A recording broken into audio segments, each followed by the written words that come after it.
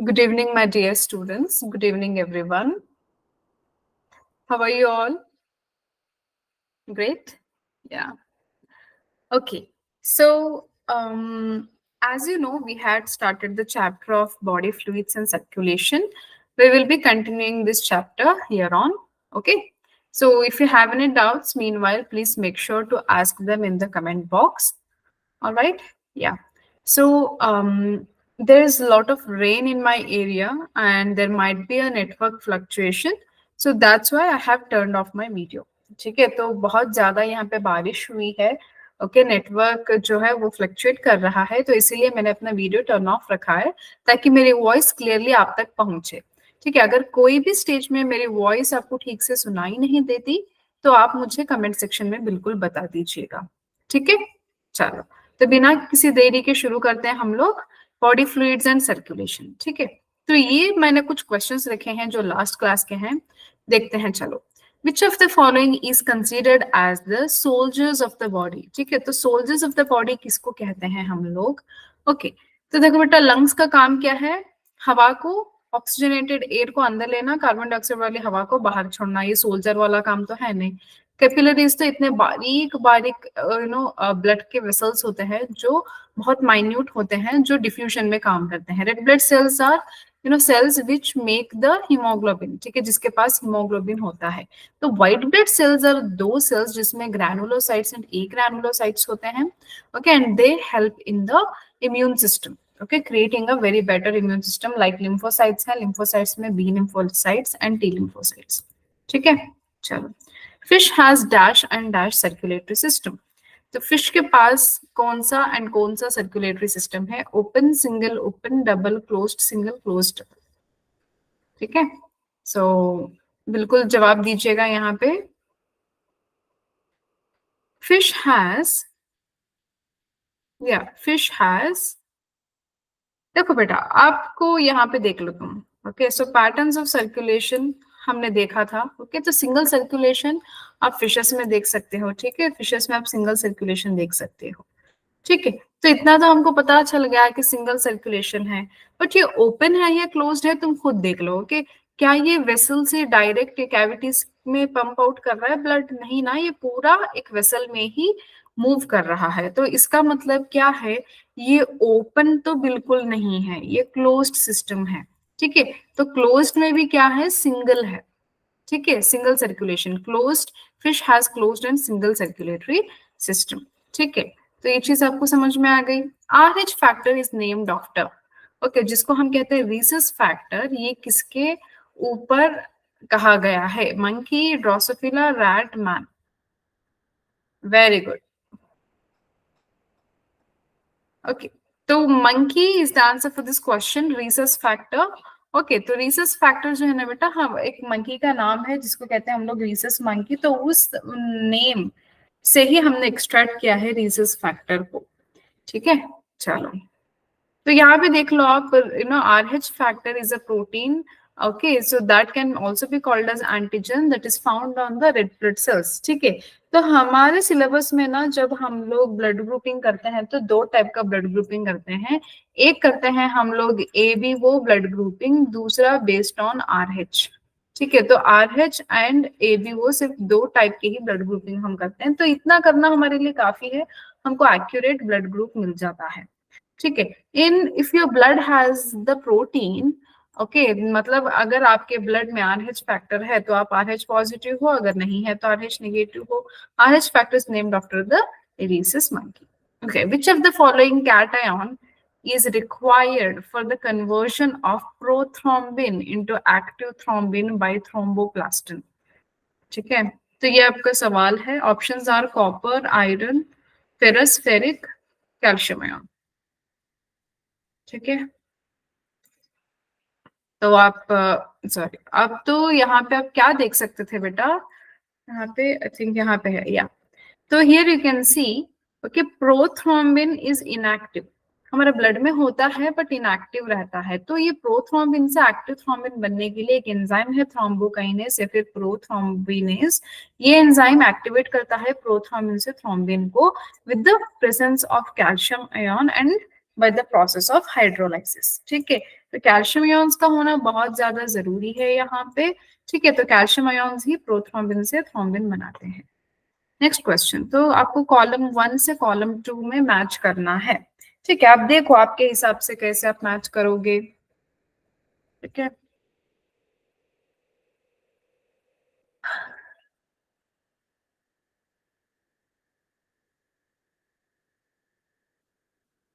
Okay मैं ये first match करूंगी सी को 5 के साथ। Lymphocyte specialised antibody producing white blood cells. Okay, lymphocyte ना बी लिम्फोसाइट और टी लिम्फोसाइट बनाते हैं जो इंटर्न एंटीबॉडीज बनाते हैं। ठीक है, तो आप देख लो सी कहाँ पे है, 5, अच्छा एक में ही है, तो आपका आंसर मिल गया। तो दूसरा तुम ना वेरीफाई करो, erythrocyte 4 blood cell that contain haemoglobin and transport oxygen, बिल्कुल सही, बिल्कुल सही। ठीक है, देन B3 है eosinophil resist infection and are associated with allergic reactions, definitely। Okay, eosinophil को एसिडोफिल्स भी कहते हैं। यूसिन एक स्टेन है, तो उसके ऊपर ये नेम दिया गया है eosinophil। ठीक है, तो दूसरा न्यूट्रोफिल तुम देख लो, न्यूट्रोफिल क्या है, most abundant white blood cell and the main phagocytic cell of the blood. ठीक है, तो न्यूट्रोफिल जो है ना ये मेन फैगोसाइटिक सेल है, ऑलराइट, एंड ये मोस्ट अबंडेंट भी है व्हाइट ब्लड सेल में। ओके, तो बच्चा बासोफिल, तो ये क्या है, least abundant white blood cell है, रिलीजेस हिस्टामाइन ग्रैन्यूल्स। ठीक है, तो A is the answer for this question. ये कुछ क्वेश्चंस थे जो प्रीवियस क्लास से थे। अब हम लोग नेक्स्ट पढ़ेंगे ब्लड वैस्कुलर सिस्टम या फिर ब्लड वेसल्स। ठीक है, तो टाइप्स ऑफ ब्लड वेसल्स में आएगा आर्टरीज, वेन्स एंड कैपिलरीज। ठीक है, आर्टरीज, वेन्स एंड कैपिलरीज आता है। तो यहाँ पे हम लोग एक एक करके देखते हैं। दे कैरी ब्लड, आर्टरीज की बात हो रही है, they carry blood from heart to other tissues. ठीक है, ये खून को या फिर ब्लड को हार्ट से दूसरे टिश्यूज तक ले जाने का काम करते हैं। ठीक है, दे कंटेन ऑक्सीजनेटेड ब्लड। जब भी आप आर्टरीज की बात करते हो तो आपको पता चल जाना चाहिए कि जो आर्टरीज है वो ऑक्सीजनेटेड ब्लड लेके जाती हैं, except one. Okay, that is pulmonary artery. ठीक है, तो पल्मोनरी आर्टरी जो है वो राइट वेंट्रिकल से निकलती है। ठीक है, तो वहां से ये फिर वापस हमको कहाँ लेके जाती है, पल्मोनरी आर्टरी लेके जाती है ब्लड को, सॉरी लंग्स को। ठीक है, तो लंग्स में जाता है डीऑक्सीजनेटेड ब्लड और ऑक्सीजनेट होके आएगा वापस ओके लेफ्ट ऑरिकल में। ऑलराइट, तो वो चीजें आपको पता होनी चाहिए। तो पल्मोनरी आर्टरी एक ऐसा है जो डीऑक्सीजनेटेड ब्लड लेके जाता है, बाकी सारे आर्टरीज ऑक्सीजनेटेड ब्लड लेके जाते हैं। ओके, तो आर्टरीज के छोटे छोटे और भाग हैं, विभाग हैं, ब्रांचेस हैं। ओके, जिसको हम कहते हैं आर्टेरियोल्स। ओके, मतलब आर्टरी से भी छोटे होते हैं ये लोग। कौन, आर्टेरियोल्स। यहाँ पे देख लो, ये आर्टरी इतना बड़ा है तो ये आर्टेरियोल है। ठीक है, तो ऐसे ही वेंट्रिकल में भी वेन्यूल होते हैं, वो हम लोग देखेंगे आगे जाके। आर्टरीज में 3 लेयर्स होते हैं बेटा, आप यहाँ पे देख लो, ये इनर लेयर, ये मिडिल लेयर, ये आउटर लेयर। ठीक है, तो इनर वाले को हम कहते हैं ट्यूनिका इंटीमा। ओके, जो स्क्वामस एंडोथेलियम से बना है। ट्यूनिका मीडिया है जो मिडिल लेयर है, ये smooth muscles and elastic fibres से बना है। ट्यूनिका एक्सटर्ना सबसे बाहर वाला लेयर है जो fibrous connective tissue and collagen fibres से बना है। ठीक है, तो ये किसके लेयर्स की बात हो रही है, आर्टरीज के लेयर्स की बात हो रही है। ठीक है, चलो अब हम लोग आगे बढ़ते हैं। वेन्स, तो वेन्स कौन है, they carry blood towards heart. ठीक है, तो ये पूरे बॉडी से इम्प्योर ब्लड को या फिर डीऑक्सीजनेटेड ब्लड को हार्ट की तरफ लेके आने वाले वेसल्स हैं। ठीक है, तो दे कंटेन डीऑक्सीजनेटेड ब्लड, मैंने बताया ना सारे बॉडी से लेके आ रहे हैं तो वो यूज्ड अप ब्लड होगा, वो डीऑक्सीजनेटेड ब्लड होगा, एक्सेप्ट पल्मोनरी वेन। ओके, क्यों, क्योंकि पल्मोनरी वेन एक ऐसा वेसल है जो ऑक्सीजनेटेड ब्लड लाके देता है लेफ्ट ऑरिकल में।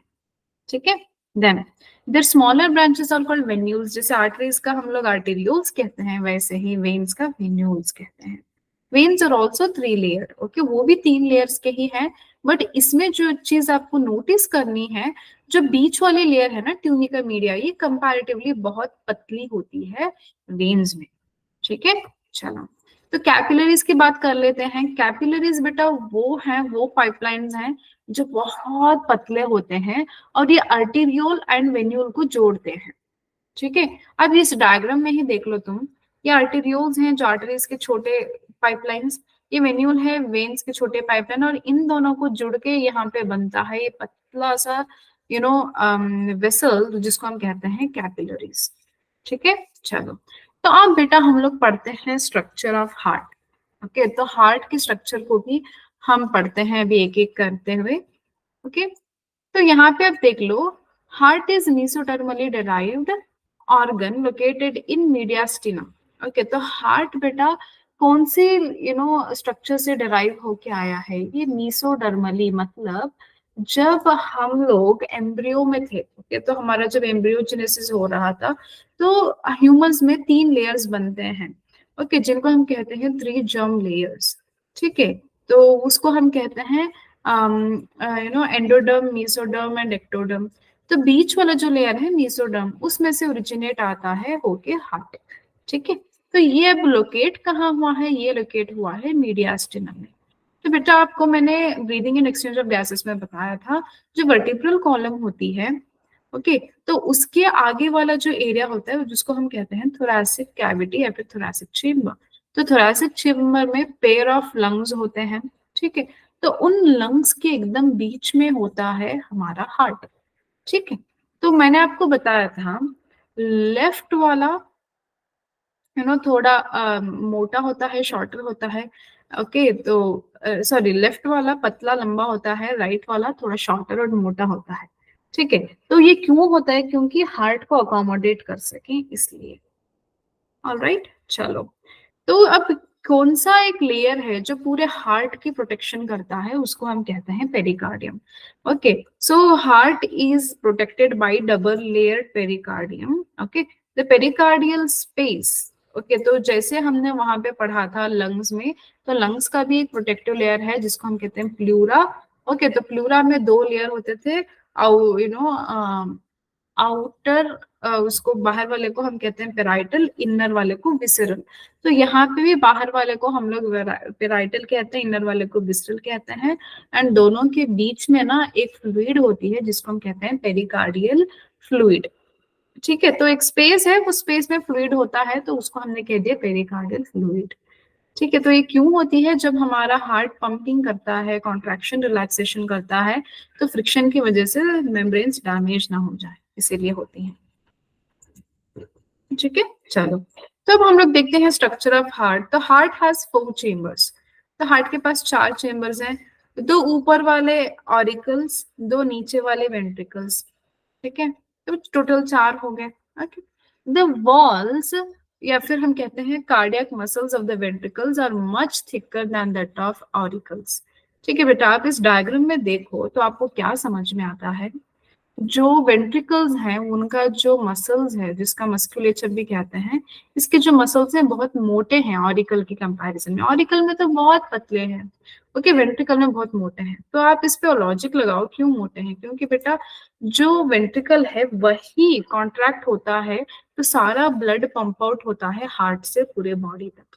ठीक है, तो वो पूरे बॉडी तक पहुंचाने के लिए ब्लड को, ठीक है, तो कितने उसके स्ट्रॉन्ग मसल्स होने चाहिए ताकि वो पूरा का पूरा ब्लड पंप आउट कर सके, है ना? तो इसीलिए वेंट्रिकल्स के बहुत मोटे होते हैं, नॉरिकल्स के बहुत पतले होते हैं। Okay, so atria are separated by interatrial septum. Okay, जो 2 ऑरिकल्स हैं, ओके, 2 ऑरिकल्स हैं, इनके बीच का एक सेप्टम होता है जिसको हम कहते हैं इंटर एट्रियल सेप्टम। ठीक है, तो उसी तरीके से वेंट्रिकल्स को डिवाइड करने वाले सेप्टम को हम कहते हैं इंटरवेंट्रिकुलर सेप्टम। ठीक है, तो यहाँ पे देखो ये इसकी बात हो रही है और यहाँ पे इसकी बात हो रही है। ठीक है, इंटरवेंट्रिकुलर सेप्टम। राइट, चलो तो in between atrium and ventricle there is a thick fibrous atrioventricular septum। Okay, तो यहाँ पे बीच में ना एकदम मतलब ऑरिकल्स और वेंट्रिकल्स के बीच में भी एक थिक फाइब्रस सेप्टम होती है जिसको हम कहते हैं एट्रियोवेंट्रिकुलर सेप्टम। ठीक है, तो एट्रियोवेंट्रिकुलर क्यों कहते हैं? क्योंकि ऑरिकल्स और वेंट्रिकल्स दोनों के बीच में होती है। ठीक है, तो इसको हमने क्या कह दिया? Atrioventricular septum. ऑलराइट, चलो तो अब बेटा हमारे पास होते हैं वाल्व्स, ऑरिकल्स और वेंट्रिकल्स के बीच में वाल्व्स होते हैं। ओके, तो उनको वाल्व्स क्या है बेटा, वो एक मस्कुलर फ्लैप या फिर कस्प कह लो तुम। ओके, एक मतलब जैसे एक डोर के जैसे समझ लो या फिर एक ढक्कन जैसे समझ लो, ऐसा कुछ होता है।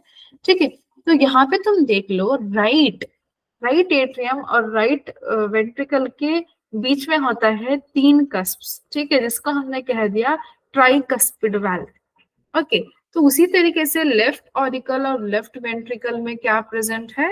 ओके, तो लेफ्ट वेंट्रिकल और लेफ्ट एट्रियम में उनके बीच में भी वाल्व्स प्रेजेंट है, लेकिन वो दो हैं, तो इनको हमने कह दिया बाइकस्पिड वाल्व।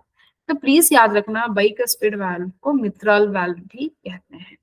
ठीक है, चलो तो इतना समझ में आ गया आपको, आगे बढ़ते हैं हम लोग। अब अब आपको क्या जानना है, tricuspid valve and bicuspid valve allows the flow of blood only in one direction. ठीक है, तो जो ट्राइकस्पिड एंड बाइकस्पिड वाल्व है वो क्या करते हैं बेटा, वो मेक श्योर करते हैं कि ब्लड का फ्लो एक ही डायरेक्शन में हो। देखो, ब्लड कभी भी ऑरिकल से वेंट्रिकल्स में जाना चाहिए। ओके, ऑरिकल से वेंट्रिकल्स में जाते हैं। ठीक है, ये कभी भी वापस वेंट्रिकल से ऑरिकल को नहीं जाएंगे। ओके, तो ये मेक श्योर करते हैं ये valves. Okay, tricuspid and bicuspid valves का काम यही है कि वो मेक श्योर करें ऑरिकल से हमेशा वेंट्रिकल्स में आए, बल्कि ना तो वेंट्रिकल से ऑरिकल्स में पहुंचे। ठीक है, तो ये चीज आपको पता होनी चाहिए। ऑलराइट, देन आपको क्या होना चाहिए यहाँ पे, okay, right ventricle has a opening. Okay, तो right ventricle has a opening to the pulmonary artery and left ventricle has a opening to aorta. ठीक है, तो आप यहाँ पे देख लो। ओके, तो यहाँ पे देख लो, ये हमारा राइट ऑरिकल है। ओके, तो ये हमारा राइट वेंट्रिकल है। ठीक है, ये राइट वेंट्रिकल है। अब इस राइट वेंट्रिकल से ये जो निकल रहा है ना, ये जो मोटा वाला ट्यूब, तो ये आपको ट्यूब क्या दिख रहा है जो ब्लू कलर में है बेटा, this is nothing but that pulmonary artery. ठीक है, ये होता है वो पल्मोनरी आर्टरी जो इम्प्योर ब्लड को लेके जाता है। ठीक है, तो ये सारे जो है ना यहाँ पे पल्मोनरी आर्टरी, तो यही है वो पल्मोनरी आर्टरी। ठीक है, तो राइट वेंट्रिकल से उसकी ओपनिंग होती है। ओके, तो ये फिर जाता है ऊपर, लेके जाता है डीऑक्सीजनेटेड ब्लड को। कहाँ पे लेके जाता है, लंग्स में। तो लंग्स में लेके जाके वो ब्लड को प्यूरिफाई करके, मतलब डीऑक्सीजनेटेड से ऑक्सीजनेट करके वापस ये लेके आके देता है लेफ्ट एट्रियम में। ठीक है, तो लेफ्ट एट्रियम में जब लाके देता है तो किसके थ्रू लाके देगा, वो लाके देगा बेटा पल्मोनरी वेन्स के थ्रू। ठीक है, पल्मोनरी वेन्स के थ्रू लाके देगा। तो अब हम लोग दूसरा देखते हैं जो लेफ्ट वेंट्रिकल से स्टार्ट होता है। ओके, तो दूसरा डग जो है या फिर वेसल कह लो आप, वो लेफ्ट वेंट्रिकल से स्टार्ट होता है, जिसका नाम है अयोटा। ठीक है, ये दिख रहा है आपको, ये जो रेड कलर में, ये पूरा अयोटा है। ठीक है, ये पूरा अयोटा है। तो ये अयोटा यहाँ से स्टार्ट हो रहा है। ओके, तो अयोटा यहाँ से स्टार्ट हो रहा है। समझ में आ रहा है? ओके, तो इस अयोर्टा के लिए भी वाल्व्स हैं और इस पल्मोनरी आर्टरी में भी वाल्व्स हैं। ठीक है, तो ये वाल्व्स इसलिए जरूरी हैं ताकि हम लोग जो वर्किंग ऑफ हार्ट करते हैं ना, तो वहां पे इजी हो जाए। क्यों बेटा, इस कुछ केसेस में वाल्व्स का क्लोज्ड होना बहुत जरूरी है, कुछ केसेस में ओपन होना बहुत जरूरी है। ठीक है, जब वाल्व्स क्लोज होते हैं तो ये सेमी लूनर वाल्व्स हम कहते हैं इनको। ठीक है, तो यहाँ पे दिख रहा है, अगर पल्मोनरी आर्टरी का है तो उसको हमने कह दिया पल्मोनरी सेमिलूनर वाल्व, अगर अयोर्टा का है तो हमने उसको कह दिया अयोटिक सेमिलूनर वाल्व। ठीक है, तो जब ये क्लोज होते हैं तो वो ओपन हो जाते हैं। ठीक है, तो वो ओपन हो जाते हैं। तो यही स्ट्रक्चर अब हमको यहाँ पे देखने को मिलेगा, these openings have semi lunar valves, they prevent backward flow of blood. ठीक है, तो valves backward flow of blood को रोकते हैं। ठीक है, चलो, तो अब आप देख लो, ये पूरा का पूरा स्ट्रक्चर ऑफ हार्ट है जो आपको दिखेगा। ये फुल मतलब ऐसा कवर्ड हार्ट है, ये एकदम डाइसेक्टेड हार्ट है। ठीक है, तो ये देख लो, ये सुपीरियर वाना केवा, ये हो गया इंफीरियर वाना केवा। तो दोनों वाना केवा से क्या आता है, बॉडी से डिऑक्सीजनेटेड ब्लड आगे गिरता है राइट एट्रियम में। ठीक है, तो ये राइट वेंट्रिकल हो गया, और यहाँ पे हार्ट के ऊपर भी ना पतले पतले वेन और आर्टरीज होते हैं, उनको हमने कह देते हैं coronary arteries and coronary veins. ठीक है, तो वो आपने कह लिया। फिर बाकी सारी चीजें ये तो आपने देख ली, ये तो पल्मोनरी आर्टरी है, ये तो रेड वाले पल्मोनरी वेन्स है, लेफ्ट एट्रियम है। ठीक है। तो ये सारी, और ये जो पॉइंटेड स्ट्रक्चर है ना, इसको हम कहते हैं एपेक्स ऑफ हार्ट। क्या एपेक्स ऑफ हार्ट कहते हैं इसको। Alright, then structure of heart आप यहाँ पे देख लो, ये डाइसेक्टेड हार्ट है। तो यहाँ पे आप देख रहे हो inferior vena cava and superior vena cava. ठीक है, तो वो आके गिर रहे हैं यहाँ पे इन द राइट एट्रियम। फिर यहाँ से आप नीचे चले जाओ तो यहाँ पे आपको थिक मसल्स दिखेंगे। ओके, इन थिक मसल्स का यहाँ पे वॉल्स होगा। ठीक है, तो उन वॉल्स के ऊपर प्रेजेंट होते हैं बेटा पैपिलरी मसल्स। ठीक है, ये दिख रहा है ऐसे ऐसे करके, ये पैपिलरी मसल्स होते हैं। ठीक है, जो कि राइट में 3 होते हैं एंड लेफ्ट में 2 होते हैं। ठीक है, तो पैपिलरी मसल्स से एक कोलाजन फाइबर के थ्रेड्स निकलते हैं जिनको हम कहते हैं कॉर्डे टेंडिने। ठीक है, कॉर्डे टेंडिने क्या करते हैं बेटा, ये मेक श्योर करते हैं कि वाल्व अगर क्लोज्ड है तो क्लोज्ड ही रहे, अगर ओपन है तो ओपन ही रहे। ये पुल्ली का काम करते हैं। ठीक है, पुलिस का काम करते हैं। ऑलराइट, तो उसके अलावा आपने देख लिया inter atrial septum, inter ventricular septum. ठीक है, then pulmonary semilunar valve, aortic semilunar valve, bicuspid valve, tricuspid valve. तो ये सारी चीजें यहाँ पे हो गई, एंड देन आयोटा। ठीक है, चलो, तो अब हम देखते हैं कंडक्टिंग सिस्टम ऑफ हार्ट। तो हार्ट में जो भी कंडक्टिंग होती है वो कैसे होती है बेटा, आपको पहले तो ये पता होना चाहिए कि जो हार्ट है ना, उसका रेगुलेशन ना पूरा नर्वस सिस्टम से नहीं होता। जैसे कुछ ऑर्गेनिजम्स में होता है, वो पूरा नर्वस सिस्टम ही काम करता है। ठीक है, तो उस केस में क्या होगा, उसको हम कहते हैं न्यूरोजेनिक कंडक्शन। बट हमारा जो इंसानों का हार्ट है वो मायोजेनिक है। मतलब जो कार्डियक मसल्स है ना, वो खुद ही एक क्या कहते हैं, एक स्टिमुलस को एनहांस करते हैं या फिर बनाते हैं। ठीक है, तो क्या होता है यहाँ पे देखते हैं। ओके, तो हमारा कंडक्शन सिस्टम ऑफ हार्ट में कुछ चीजें हैं बेटा जो एक इलेक्ट्रिसिटी प्रोड्यूस करते हैं या फिर एक इम्पल्स प्रोड्यूस करते हैं। ठीक है, तो उनमें क्या क्या प्रोड्यूस होता है, नोडल टिश्यूज होते हैं, बंडल्स होते हैं एंड कुछ फाइबर्स होते हैं। ओके, तो nodal tissues are specialised cardiac muscular musculature present in the heart wall. ठीक है, तो हार्ट वॉल में वहां पे नोडल टिश्यूज होते हैं। ओके, तो वो क्या करते हैं बेटा, इम्पल्स को जनरेट करने में एंड सेट करने में हेल्प करते हैं।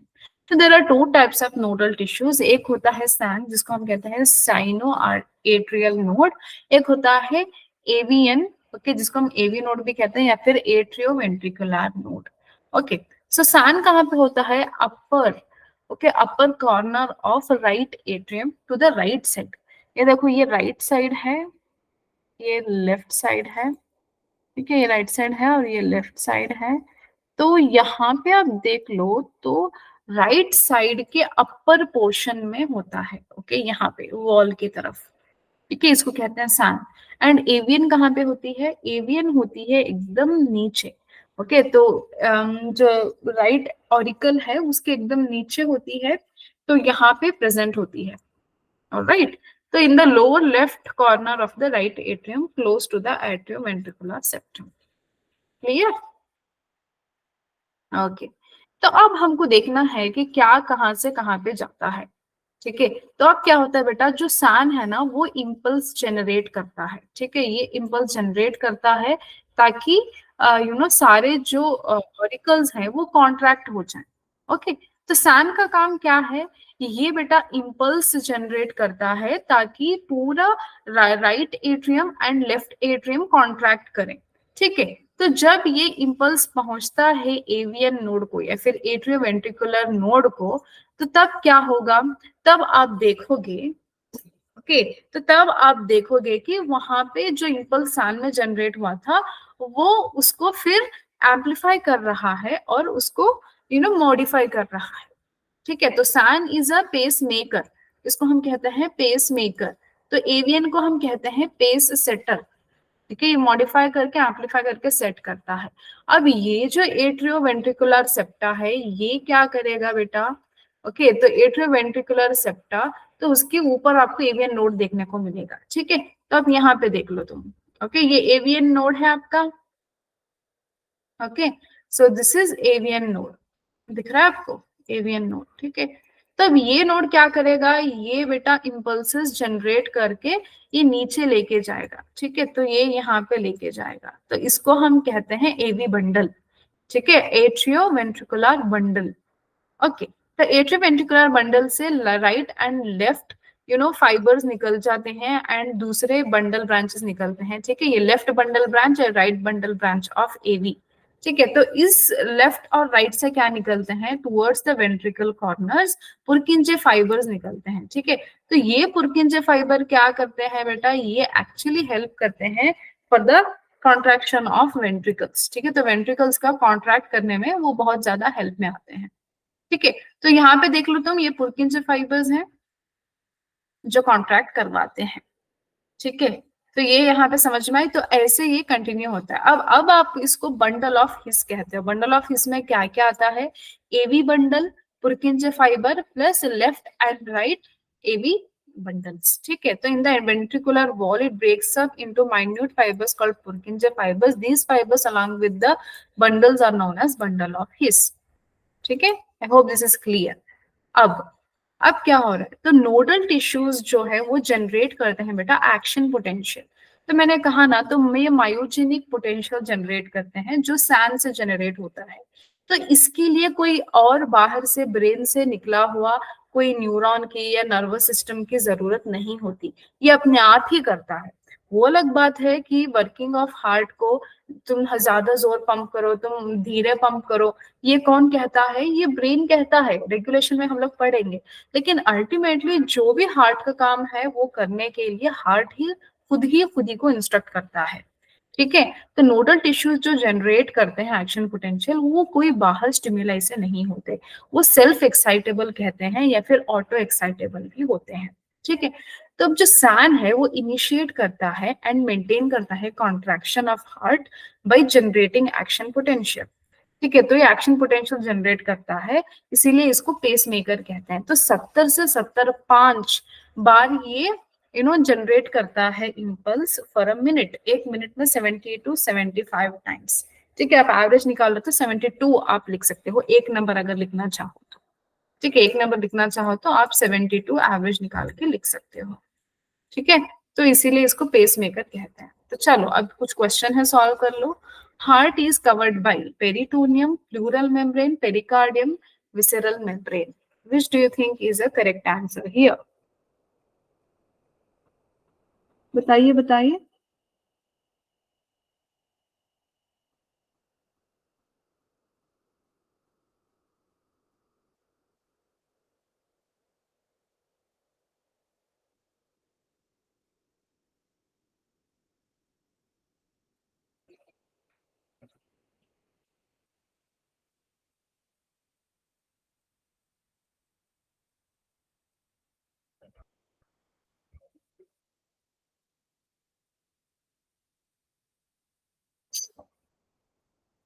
अच्छा, तो चलिए, तो हार्ट इज कवर्ड बाय, तो किन चीजों से कवर्ड है, मैंने आपको बताया था बेटा, pericardium. Okay, pericardium is a layer which is covered to heart, ठीक है।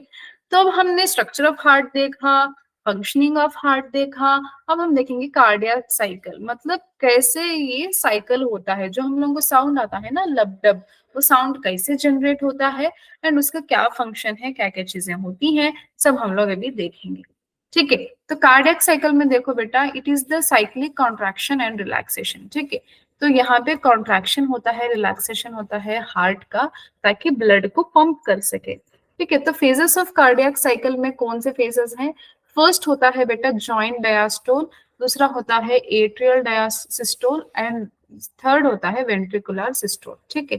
तो जो पूरा एक ये जो सिस्टम है ना, मतलब पूरा कार्डियक साइकिल, ये कार्डियक साइकिल करने के लिए 0.8 सेकेंड्स लगते हैं, ठीक है। तो पूरा कार्डियक साइकिल करने के लिए 0.8 सेकेंड्स लगते हैं। इनमें जॉइंट डायस्टोल के लिए 0.4 सेकेंड्स लगते हैं, आर्टेरियल सिस्टोल करने के लिए 0.1 सेकेंड लगता है एंड वेंट्रिकुलर सिस्टोल करवाने के लिए 0.3 सेकेंड लगता है, ठीक है। तो ये सारे फेजेस हैं कार्डियक साइकिल के। तो अब हम लोग एक एक करके स्टार्ट करते हैं। We start with the joint diastole. बेटा पहले तो तुम ये समझ लो, ओके, डायस्टोल हम किसको कहते हैं, सिस्टोल किसको कहते हैं। हम लोग डायस्टोल कहते हैं इसको रिलैक्सेशन को। ओके, डायस्टोल को हम कहते हैं रिलैक्सेशन को। ओके, सिस्टोल किसको कहते हैं? कॉन्ट्रैक्शन को।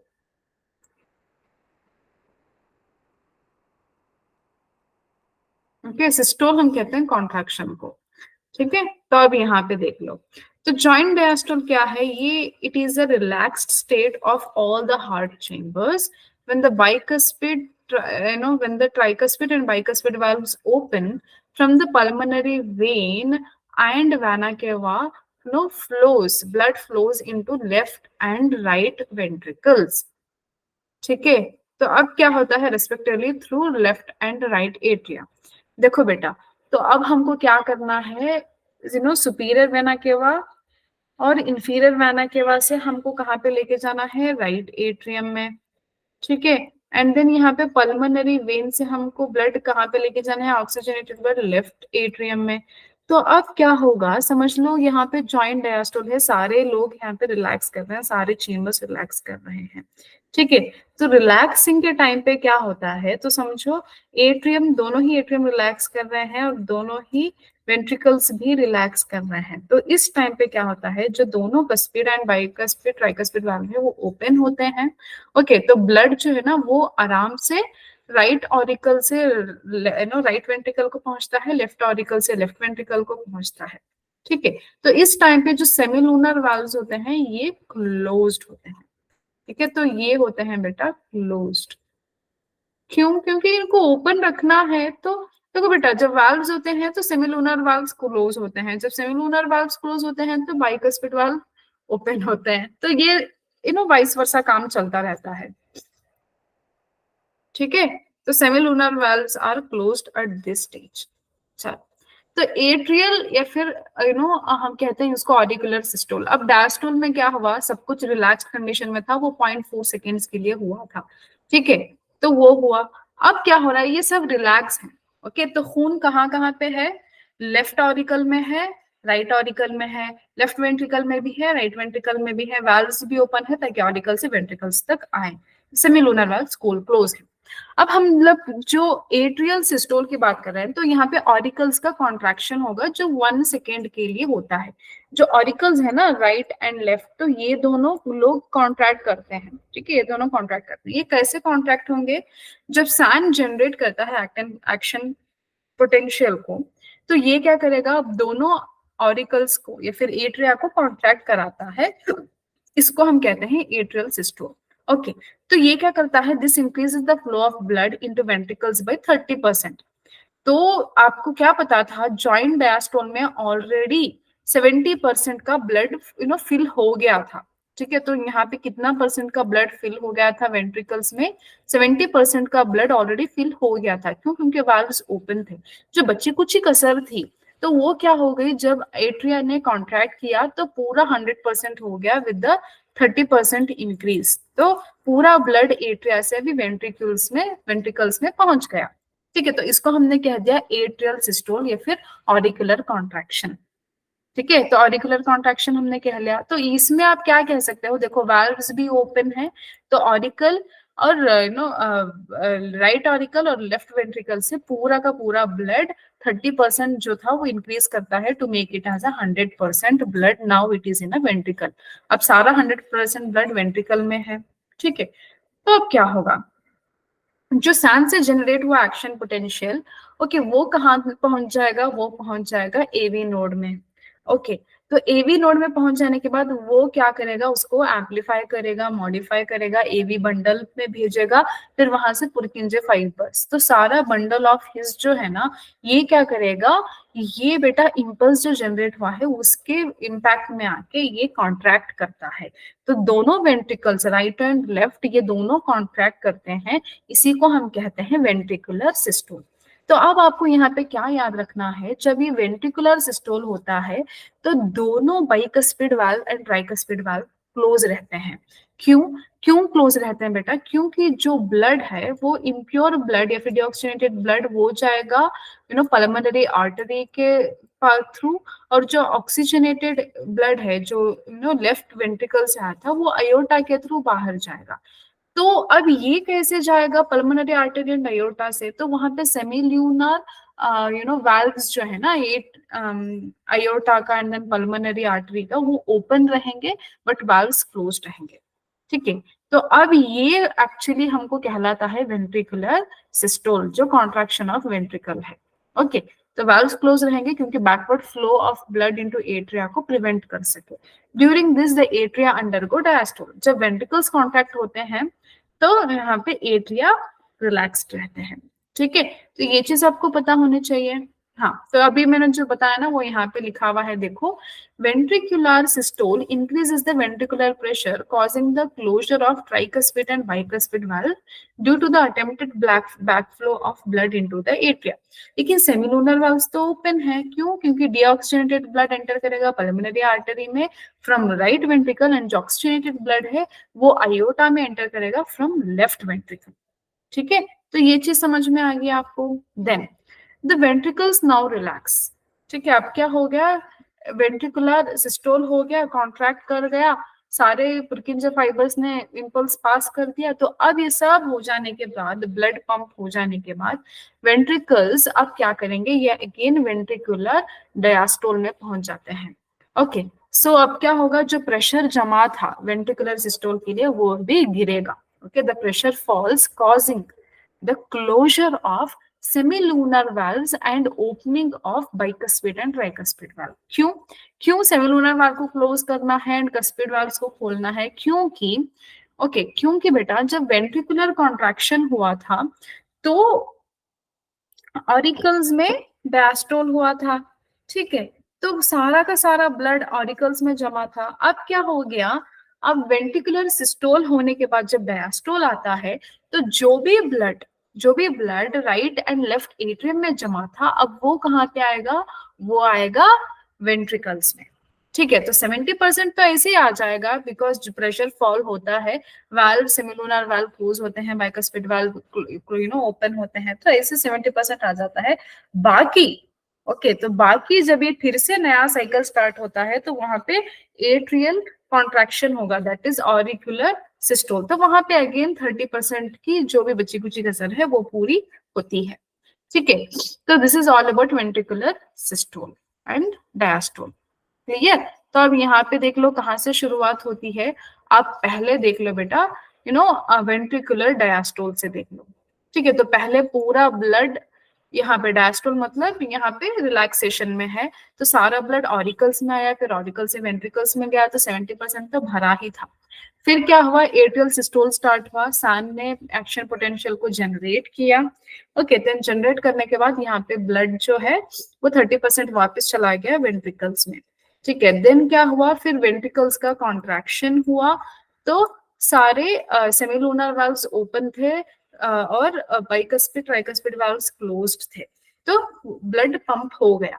तो पंप हो जाने के बाद फिर क्या होता है, ओके, वेंट्रिकुलर डायस्टोल होता है। ठीक है, तो ये सर्कल चलते रहता है, इसको हम कहते हैं कार्डियक साइकिल। ठीक है, तो ventricles and atria again undergo joint diastole and cardiac cycle is repeated. ठीक है, बहुत इजी है, बस आपको थोड़ा ध्यान देके पढ़ना है। ओके, तो यहाँ पे आपको कुछ चीजें याद रखनी है, जैसे a cardiac cycle is completed in 0.8 seconds, मैंने आपको ऑलरेडी बता दिया है। 1 heartbeat is nothing but a cardiac cycle. एक हार्ट बीट जो होती है ना, वही एक कार्डियक साइकिल है। तो जो नॉर्मल हार्ट बीट कितनी होती है, मैंने आपको बताया 70 to 75 टाइम्स, अगर आप एवरेज निकाल लो तो उसका 72 टाइम्स पर मिनट होता है। ठीक है, तो स्ट्रोक वॉल्यूम क्या है? It is the volume of blood pumped out by each ventricle during a cardiac cycle. Okay, it is the volume of blood pumped out by each ventricle. Okay, ventricle से जो pump out हो रहा है blood cardiac cycle के time पे, उसको हम कहते हैं stroke volume. ठीक है, तो stroke volume हो रहा है। ओके, तो ये ईच कार्डियक साइकिल की बात हो रही है, ड्यूरिंग ईच कार्डियक साइकिल। लेकिन कार्डियक आउटपुट क्या है? The volume of blood pumped out by each ventricle पर मिनट की बात हो रही है, तो इसको हमने कह दिया कार्डियक आउटपुट। तो अभी आप इसका फॉर्मूला कैसे लिखोगे, आप इसको लिखोगे cardiac output is equal two stroke volume into heart rate. आपका एवरेज हार्ट रेट तो 72 टाइम्स है पर मिनट, तो आपने 70 इंटू 72 कर लिया, तो आपको अप्रोक्सीमेटली 5000, एक्चुअली ये 50-40 ml होता है, बट आपको यहाँ पे अप्रोक्सीमेट दिया है, तो 5000 ml, that is 5 litre of blood हर इंसान के ब्लड में, सॉरी बॉडी में होना चाहिए। ठीक है, तो अभी जो आउटपुट होता है ना, cardiac output of an athlete is very high. क्यों? क्योंकि वो ट्रेंड करता है बेटा अपने हार्ट को ज्यादा काम करवा करवा के, तो वो ट्रेंड हो जाते हैं एंड उनका हमेशा आउटपुट ज्यादा ही रहता है। During each cardiac cycle, two sounds are produced. ठीक है, the first sound is called lub, is due to the closure of tricuspid valve. ठीक है, तो जो लब इसका साउंड आता है, पहला साउंड, तो वो कैसा आता है? It is due to the closure of tricuspid valve and bicuspid valve. Okay, जब क्लोज होता है ना, कब क्लोज होता है बेटा? आपको पता है, वेंट्रिकुलर सिस्टोल के टाइम पे। ठीक है, तो वाल्व्स क्लोज होते हैं, सेमिलुनर वाल्व्स ओपन होते हैं, ताकि लेफ्ट वेंट्रिकल से आयोटा में ब्लड जाए एंड राइट वेंट्रिकल से पल्मोनरी आर्टरी से ब्लड जाए। ठीक है, ये फर्स्ट साउंड है जो लब क्रिएट करता है। अब ये हो गया, तो उसके बाद क्या हुआ हुआ है ना, वेंट्रिकुलर सिस्टोल के बाद वेंट्रिकुलर डायस्टोल आता है। तो वहां पे क्या होता है? तो क्लोजर ऑफ सेमिलुनर वाल्व्स होते हैं and opening of tricuspid and bicuspid valve, ताकि जो भी एरिया से ब्लड है वो वेंट्रिकल्स में आए। ठीक है, तो एक हार्ट बीट में हमको एक लब और एक डब सुनाई देता है। ठीक है, तो ये चीज आपको क्लियर हो गई। तो अभी आपको पूरा पक्का हो गया कि कार्डियक साइकिल में क्या होता है। ठीक है, तो 0.8 सेकेंड्स में 0.4 सेकेंड का डायस्टोल होता है, 0.1 सेकेंड का एट्रियल सिस्टोल होता है, 0.3 सेकेंड्स का वेंट्रिकुलर सिस्टोल होता है। ठीक है, तो इसको पूरे को हम कहते हैं एक कार्डियक साइकिल, जो एक हार्ट बीट बनाता है। ठीक है, तो अब ना मैंने तो पढ़ा दिया आपको, अभी आप कुछ चीज प्रैक्टिकली भी करो। आप क्या करो? ओके, आप ना चेस्ट पे हाथ रख के फील करो। जो लब है ना, जो लब है ना, वो डब से थोड़ा धीरे आता है। ठीक है, तो डब जो है ना, वो थोड़ा जोर आवाज देता है। ठीक है, तो आप ये फील करो और बताओ कि आपने फील किया या नहीं। ठीक है, चलो, तो नेक्स्ट क्वेश्चन है यहाँ पे, the pace maker of the human heart is. ठीक है, pace maker of human heart is SAN, tricuspid valve, AVN and SVN. तो which do you think is the answer for this question?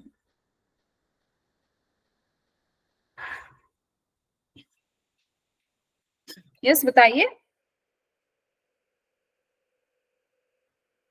Okay, तो बेटा मैंने आपको क्या बताया था? जो ह्यूमन हार्ट है वो मायोजेनिक है, मतलब ये अपना एक्शन पोटेंशियल खुद जनरेट करता है, ना कि किसी ब्रेन से या फिर किसी और न्यूरॉन से इम्पल्स जनरेट नहीं होता। ठीक है, तो हार्ट में प्रेजेंट होता है बेटा सैन। ओके, तो ये सैन क्या करता है? इम्पल्स को या फिर एक्शन पोटेंशियल को जनरेट करता है। ओके, तो ये जनरेट करता है, तो इसीलिए इसको कहते हैं पेस मेकर। अब ये जो सैन से इम्पल्स जनरेट हुई थी, वो कहाँ पे जाएगी? एवीएन में। एवीएन इज द मॉडिफायर और एम्पलीफायर, इसीलिए एवीएन को पेस सेटर कहते हैं एंड सैन को पेस मेकर कहते हैं। ठीक है, तो pace maker of the human heart is SAN. Clear? चलो, तो अब बेटा हमने कार्डियक साइकिल तो पढ़ लिया, अब आपको पढ़ना है इलेक्ट्रोकार्डियोग्राफ। ओके, तो अब आपने बेटा देखा होगा टीवीज में, सीरियल्स में, मूवीज में। ठीक है, जो कोई भी बंदा बेड पे लेटा हुआ होता है, उसका ना कार्डियोग्राम कार्डियोग्राफ चलता रहता है। ठीक है, तो वो सीधी लाइन आ गई तो समझ जाना है कि हाँ भाई अभी बंदा मर गया है। ठीक है, ये सारी चीजें होती हैं। लेकिन अब आज की क्लास में या फिर अगली क्लास में हम इसको क्लियरली समझेंगे कि ये कैसे रीड करना है। ठीक है, बट आपके सिलेबस में सिर्फ नॉर्मल कार्डियोग्राम रीड करना है। जब आप हायर स्टडीज में जाओगे तो सारे डिसीजेस वाले कार्डियोग्राम भी आपको रीड करने के लिए मिल सकते हैं। ठीक है, चलो, तो what is a cardio electrocardiograph? It is an instrument which is used to obtain okay electrocardiogram. Electrocardiogram क्या है? ये आपको दिख रहा है कि अगर आपके कोई पेरेंट्स ने या कोई बड़े लोग ने आपके घरों में करवाया है, तो ये आपको देते हैं वो लोग। ओके, जब रिपोर्ट देते हैं ना डॉक्टर, तो उसके साथ ये इलेक्ट्रोकार्डियोग्राम भी देते हैं, और इसमें पूरा ऐसा ओके आपका कैसा चल रहा है हार्ट बीट, उसका सिस्टम कैसे चल रहा है, सारी चीजें यहाँ पे लिखी होती हैं, ग्राफ्ट होती हैं। ठीक है, तो what is this? Electrocardiogram is a graphical representation of the electrical activity of heart during cardiac cycle. ठीक है, टू गेट एन ईसीजी, अगर आपको ईसीजी करवाना है या किसी को भी करवाना है तो उनको फर्स्ट क्या करना है बेटा, patient is connected to the machine with 3 electrical leads. ये क्वेश्चन प्रीवियस ईयर्स में आया है। ठीक है, तो 3 इलेक्ट्रिकल लीड्स होते हैं। ठीक है, एक को रिस्ट में डालते हैं, ओके, एंड मतलब राइट एंड लेफ्ट रिस्ट में डालते हैं, एंड एक को एंकल में डालते हैं। ये सिर्फ हमेशा 3 नहीं होते, ये बेस्ड ऑन द कंडीशन, अगर ज्यादा चीजों का आपको लेना है, ओके, तो आप ये बढ़ा भी सकते हो। 3 इलेक्ट्रिकल लीड्स के बजाय 5 भी डाल सकते हो, 7 भी डाल सकते हो, इट डिपेंड्स। ठीक है, सिर्फ आपको कार्डियोग्राम का देखना है, ओके, तो आप सिर्फ 3 ही रखिए। इसके साथ साथ अगर दूसरे भी आपके क्राइटेरियाज हैं तो ये लीड्स बढ़ भी सकते हैं। ठीक, चलो, तो for a detail evaluation of heart's function multiple leads are attached to the chest region. मैंने बताया ना, तो डिटेल अगर चाहिए तो उसके लिए चेस्ट रीजन का कंप्लीट आपको एनालिसिस मिल सकता है। ठीक है, तो अब यहाँ पे देख लिया आप इलेक्ट्रोकार्डियोग्राफ में an ECG consist of following waves. ठीक है, तो कभी भी आप एक ईसीजी देखते हो तो आपको यहाँ पे 3 चीजें देखने को मिलती हैं। एक P wave, one is QRS complex, and तीसरा टी वेव। ठीक है, तो आप यहाँ पे देख लो बेटा, ये पी वेव क्या है। ठीक है, तो पी वेव है ना, पी वेव एक इंडिकेट करता है क्यूआरएस दूसरा, एंड टी वेव दूसरा। ठीक है, so what is P wave? मैंने आपको कार्डियक साइकिल समझाया था, तो फर्स्ट क्या हुआ था बेटा, जॉइंट डायस्टोल हुआ था, जहां पे एट्रिया वेंट्रिकल दोनों ही रिलैक्स कंडीशन में थे। अब रिलैक्स्ड के बाद क्या होता है, सबसे पहले एट्रियल कॉन्ट्रैक्शन होता है, जिसको हम कहते हैं एट्रियल सिस्टोल। अब आपकी एनसीईआरटी ने एक थोड़ा अच्छा सा नाम दे दिया है उसको कह दिया उन्होंने डीपोलराइजेशन। बेटा अभी के लिए तुम ये वर्ड याद रखो डीपोलराइजेशन, लेकिन इसका असली मतलब हम समझेंगे मसल्स के, जब हम मसल्स पढ़ेंगे ना तो तब। ठीक है, तब कैसे नर्व इम्पल्स आते हैं, क्या होता है वहां पे, अपना पोलराइजेशन, डीपोलराइजेशन, रीपोलराइजेशन, बहुत सारी चीजें वहां पे पढ़ोगे। ठीक है, तो अभी के लिए तुम बस इतना याद रखो बेटा, जो कॉन्ट्रैक्शन हो रहा है तो कॉन्ट्रैक्शन है सिस्टोल, तो सिस्टोल के लिए हमेशा डीपोलराइजेशन होता है। ठीक है, तो पी वेव क्या रिप्रेजेंट करता है, ये रिप्रेजेंट करता है कॉन्ट्रैक्शन ऑफ एट्रिया। ओके, दोनों एट्रिया की बात हो रही है तो वो पी वेव इंडिकेट करता है। तो क्यूआरएस क्या इंडिकेट करता है, it represents the contraction of ventricles. Okay, जिसको आप कह सकते हो वेंट्रिकुलर सिस्टोल।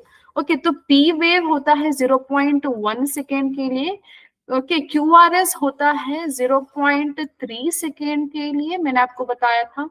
ठीक है, एंड उसके बाद जो है ना लास्ट टी वेव, ये क्या रिप्रेजेंट करता है बेटा, रिलैक्सेशन ऑफ वेंट्रिकल्स। मैंने आपको बताया था वेंट्रिकुलर सिस्टोल के बाद वेंट्रिकुलर डायस्टोल आता है। तो वेंट्रिकुलर डायस्टोल क्या चीज से आप इंडिकेट कर सकते हो या जान सकते हो? ओके, वेंट्रिकुलर डायस्टोल में सेमी लूनर वाल्व्स क्लोज होते हैं एंड ट्राइकस्पिड बाइकस्पिड वाल्व खुल जाते हैं, ताकि जो एट्रियल ब्लड है वो वेंट्रिकल्स में आ जाए। ठीक है, तो ये इंडिकेशन है आपके वेंट्रिकुलर डायस्टोल का। तो उस वेंट्रिकुलर डायस्टोल का रिप्रेजेंटेशन यहाँ पे होता है टी वेव से। ठीक है, तो दिस इज रीपोलराइजेशन। तो रीपोलराइजेशन के लिए तुम याद रखो बेटा रिलैक्सेशन, एंड जहां कहीं पे भी डीपोलराइजेशन है उसको तुम याद रखो एज अ कॉन्ट्रैक्शन। ठीक है, तो ये चीज आपको याद रखनी है। ऑलराइट, तो ये जो टी वेव है ना, जो पूरा टी वेव है, ये होता है बेटा 0.4 सेकेंड का। तो टोटल आपको पता चल गया ना, एक कार्डियक साइकिल 0.8 सेकेंड का होता है।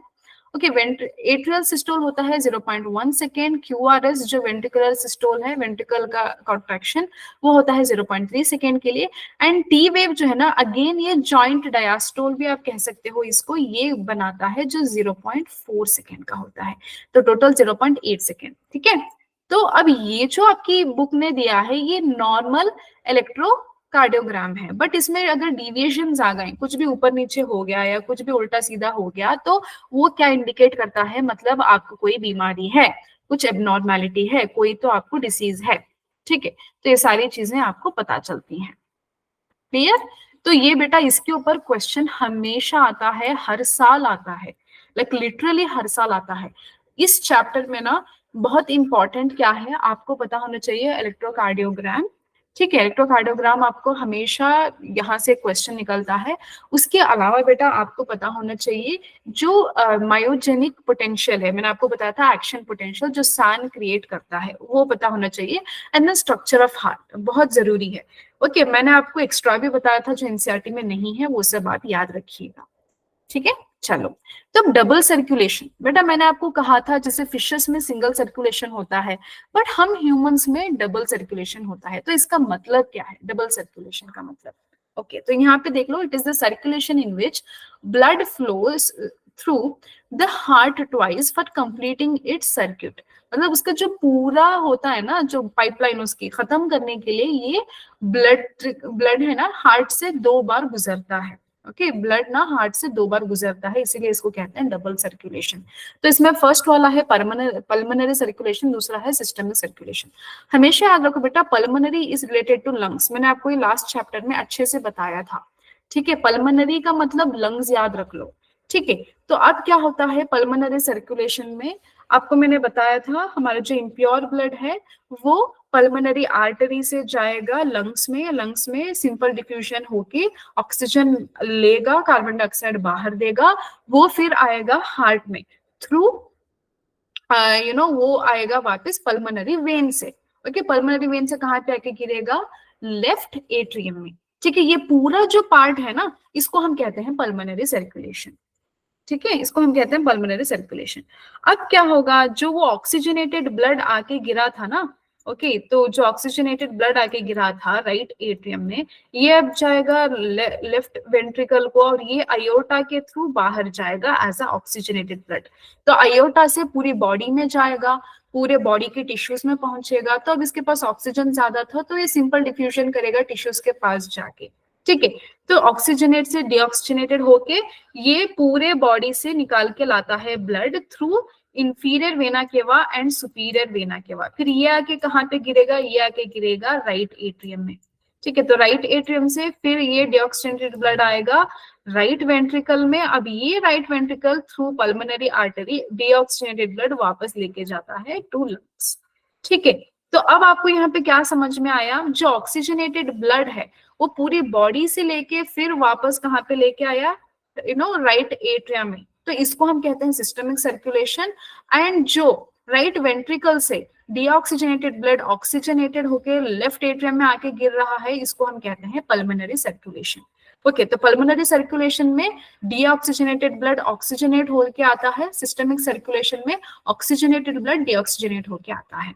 ठीक है, तो जो मैंने बताया वो यहीं पे बस डायग्राम के थ्रू समझाया गया है कि पूरा जो सर्कुलेशन है ना पल्मोनरी सर्कुलेशन, तो ये लंग और हार्ट के बीच में होता है। तो देखो तुम, जो मैंने बताया सेम चीज है, deoxygenated blood from right ventricle to pulmonary artery. Okay, तो पल्मोनरी आर्टरी से फिर लंग्स को जाएगा, लंग्स से फिर ऑक्सीजनेटेड ब्लड बनेगा, तो ये पल्मोनरी वेन्स पे आके लेफ्ट एट्रियम में गिरेगा। ठीक है, यही चीज मैंने आपको बताया, बस यहीं पे उसको डायग्राम फॉर्म में इन्होंने दिखाया है। ठीक है, तो अभी आप देख लो सिस्टमिक सर्कुलेशन। तो मैंने आपको सिस्टमिक सर्कुलेशन क्या बताया? हार्ट से पूरे बॉडी पार्ट्स तक जाता है।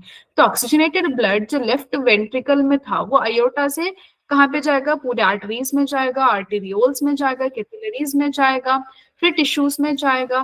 Then it will go to the deoxygenated blood from tissues. ठीक है, तो डीऑक्सीजनेटेड हो जाएगा ब्लड, टिश्यूज से कार्बन डाइऑक्साइड लेके ऑक्सीजन देगा, फिर वेन्यूल्स में जाके वेन्स में ट्रांसपोर्ट होके फिर superior vena cava and inferior vena cava से राइट एट्रियम में आके गिरता है। ठीक है, तो ये पूरा इसको हम कहते हैं सिस्टमिक सर्कुलेशन। ओके, तो systemic circulation provides nutrients, oxygen and other substance to the tissue and takes carbon dioxide for elimination of harmful substance. ठीक है, तो ये समझ लो आपने, ये हो गया। तो बस यही था, लास्ट एक सेंटेंस है, ये बोल के खत्म करते हैं क्लास को। It is a system which includes the hepatic portal when. Okay, तो हेपेटिक पोर्टल सिस्टम कहते हैं इसको। तो हेपेटिक पोर्टल सिस्टम में क्या इंक्लूड होता है? Hepatic portal vein that carries blood from intestine to the liver before it is delivered to the systemic circulation.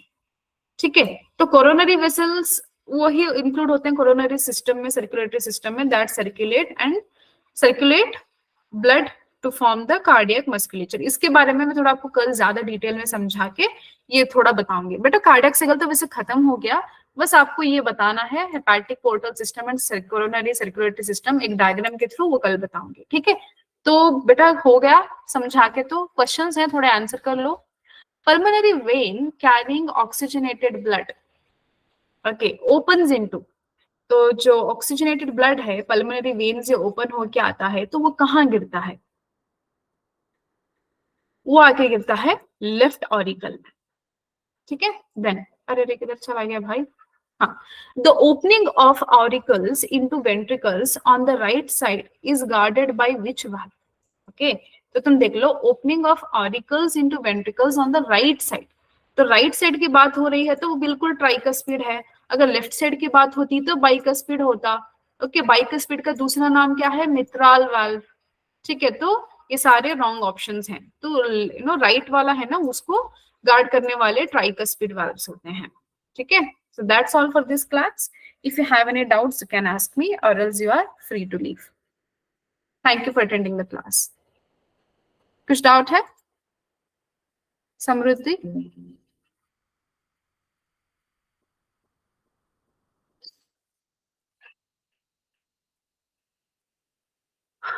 कल हम लोग रेगुलेशन देखेंगे, रेगुलेशन ऑफ सर्कुलेशन, फिर उसके बाद हम डिसऑर्डर्स करके हम लोग फिर नया चैप्टर स्टार्ट करेंगे, ठीक है। एक्सक्रीटरी क्या है वो, एक्सक्रीशन अंदर क्या है, एक्सक्रीटरी प्रोडक्ट्स एंड एलिमिनेशन, कुछ चैप्टर का नाम है ना पूरा, वो स्टार्ट करेंगे हम लोग, ठीक है। Okay, thank you so much. कुछ भी है आप पूछ सकते हो और you are free to leave.